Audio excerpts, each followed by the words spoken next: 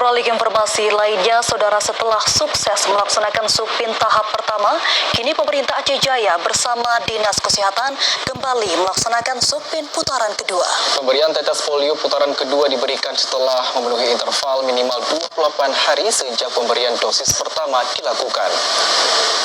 Pemerintah Aceh Jaya bersama tenaga medis kembali melaksanakan Supin tahap 2 untuk anak usia 0 hingga 13 tahun. Kegiatan Supin tahap 2 ini dimulai sejak 13 hingga 20 Februari 2023. Di Kabupaten Aceh Jaya sendiri, untuk mencapai target Supin putaran kedua dilakukan dengan melibatkan seluruh unsur pejabat, terutama pihak SKPK selama pelaksanaan PIN berlangsung. Sehingga dengan adanya kerjasama antar semua pihak, target Supin tahap 2 bisa sukses sebagaimana yang diharapkan.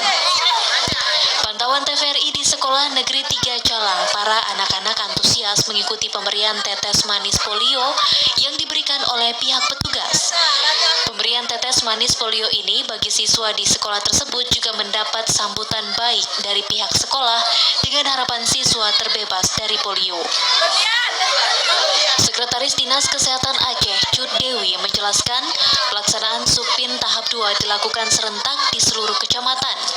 Menurutnya, pelaksanaan Supin tahap 2 ini merupakan respon cepat pemerintah kabupaten dalam upaya pencegahan dan memutus mata rantai penyebaran virus polio dengan pemberian imunisasi massal kepada seluruh anak usia 0 hingga 13 tahun dalam wilayah Kabupaten Aceh Jaya.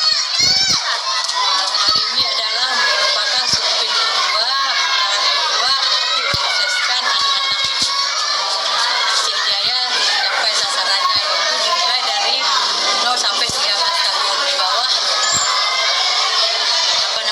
13 tahun.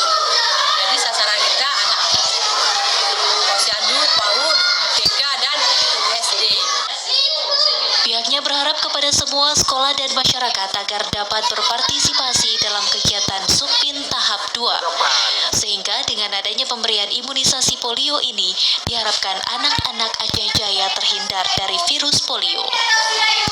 Dari Aceh Jaya, Musliadi, TVRI Aceh melaporkan.